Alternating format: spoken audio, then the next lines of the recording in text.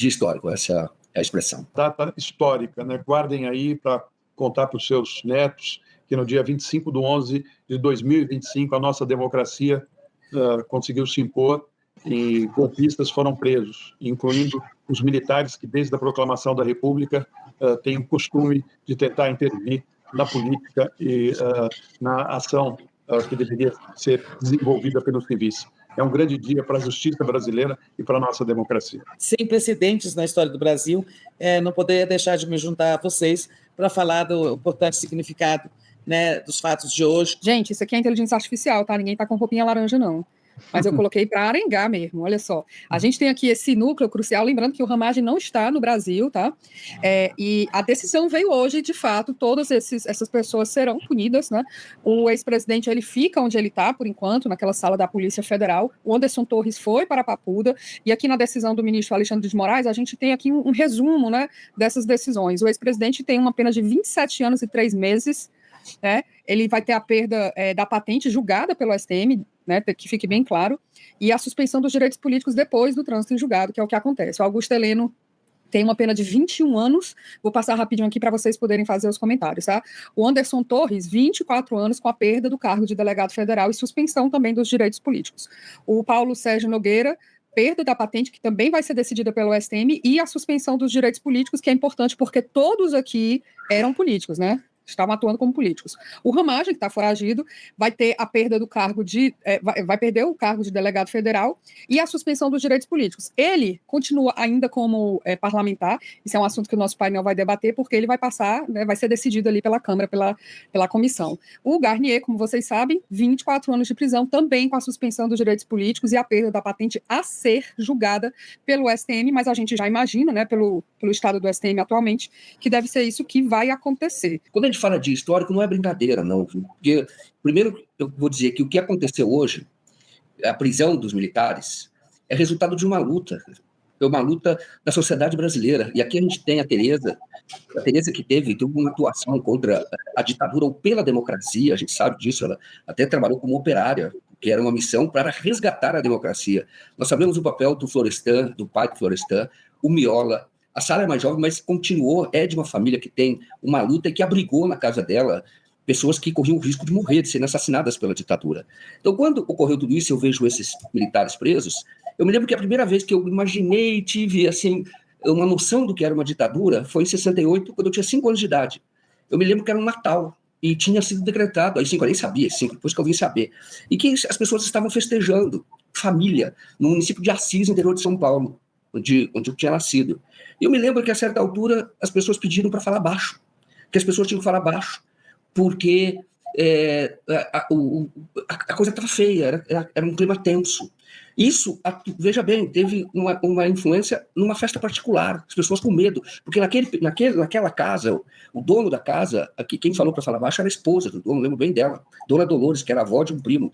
Ele era maquinista ferroviário, tinha uma atuação de esquerda. Não, ele, que eu saiba, não chegou a ser preso, mas muitos colegas dele foram presos, porque ali ficava a oficina da Sorocabana, que é uma estação ferroviária.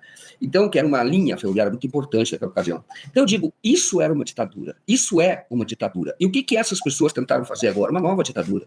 Então, nós vivemos esse período que foi um soluço da democracia, vamos chamar assim. Até faz a trocadilha, como está acontecendo com o Bolsonaro, mas um soluço mesmo. Nós estamos numa caminhada democrática, fruto de luta de muita gente que perdeu a vida, muita gente que foi torturada. Isso a Sara conhece bem, na família dela, pessoalmente, muito próximo, todos lutando para que houvesse democracia, para que voto, a soberania popular fosse respeitada, porque ela foi violentada em 64, depois mais violentada ainda em 68, e eles tentaram trazer tudo isso de volta, e agora em 2022, e conseguiram alguma coisa entre 2019, né, foi ou a eleição de 2018, e com a prisão do Lula, com o golpe antes contra a Dilma, e tentaram trazer de volta aquele ambiente, aquele clima, aquele estado ruim, triste, ou a era triste que nós vivemos com uma ditadura que é sempre muito triste. Então, quando vemos essa prisão, é para que nunca mais, efetivamente nunca mais mesmo, o poder armado tente se sobrepor à vontade, à soberania que tente violar a nossa democracia. Ontem, mexendo em livros para trazer, de viagem, peguei no Brasil Nunca Mais, né, aquele relatório, aquele livro que é um documento, e cujo título está se cumprindo hoje, assim, quando a gente fala nunca mais uma ditadura, nunca mais tortura, essa linha que o Joaquim falou, né, nunca mais ausência de Estado democrático de direito, hoje se coroa, digamos, a promessa de nunca mais, né, ditadura. Agora, importantíssimo que esse cumprimento de pena tenha iniciado. Ontem, inclusive, perguntei ao Pedro Serrano se ele achava que o Alexandre iria acelerar o processo de cumprimento de pena para o Bolsonaro. Eu perguntei sobre o Bolsonaro, porque eu achava que aquela situação ali de Polícia Federal, prisão preventiva, estava uma situação meio esquisita, né? Ele estava preso, mas não estava cumprindo pena, as pessoas não entendiam muito bem essa história, foi por causa da tentativa de fuga, da violação da tornozeleira, e que bom que o ministro decidiu acelerar o cumprimento de pena de todos do chamado núcleo crucial, né? Esse núcleo, a prisão dessas pessoas, que aí tem generais, tem almirantes, tem gente da elite das Forças Armadas, vem significar para nós, esperamos que sim, né, o fim disso que o historiador Carlos Fico chamou de a utopia autoritária brasileira, nesse livro dele que está aí recentemente lançado, que todo mundo, muita gente está lendo, ele fala esse complexo de pais da pátria, de tutores da pátria que os militares brasileiros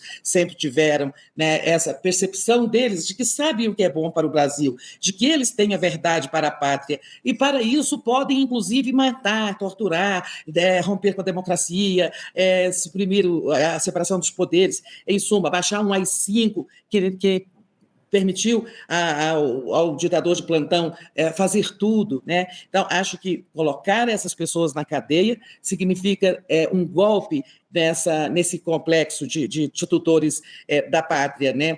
E que a gente espera que seja, que isso aconteça, que não só firme uma jurisprudência, nós não temos uma jurisprudência de como julgar pessoas que atentaram contra o Estado Democrático de Direito, porque nunca o fizemos, né? Porque nunca um golpe foi derrotado. Os golpes bem-sucedidos que aconteceram, depois deles não se podia julgar golpista, né? Eles tomaram o poder e depois, como gosta de dizer o Serrano, depois que o golpe acontece, não tem como julgar. É a primeira vez. Isso vai deixar uma jurisprudência, né?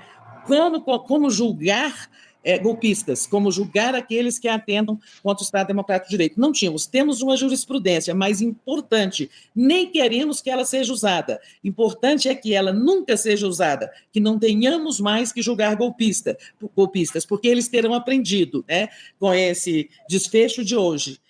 Depois de um processo, como disse a Sara, de um longo processo com observância do direito de defesa, do devido processo legal, tudo de forma transparente. Então, hoje temos um desfecho que deverá, né, a gente espera, desanimar, desincentivar qualquer um que um dia pense em atentar contra a democracia. Então, não ter uma jurisprudência, mas para não ser aplicada, para que ela seja exemplo de como não se fazer de novo, né? Para que ela sirva a que não se repita, a que ninguém mais tente, porque se tentar acontecerá de novo isso. Teremos generais, almirantes, qualquer que seja a patente ou a importância política das pessoas, elas irão para a cadeia pagar se tiverem cometido este que é o mais grave dos crimes, o de atentar contra a democracia.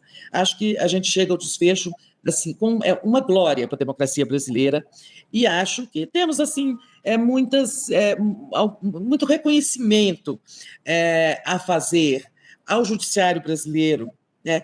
E muito especialmente, há muita gente que não gosta de dizer isso, que se diga isso, né? Mas nós devemos alguma coisa ao ministro Alexandre de Moraes, e acho que precisamos dizer isso. Sabe? Não é para endeusá-lo, não é para mitificá-lo, mas talvez outro na condução de tudo isso, e nós não estamos falando de hoje, nem só do julgamento, desde lá de trás, né, ele na presidência do TSE, enfrentando os militares já ali, quando queriam melar o processo eleitoral, quando queriam desmoralizar o nosso sistema eleitoral. Acho que devemos alguma coisa ao ministro Alexandre de Moraes.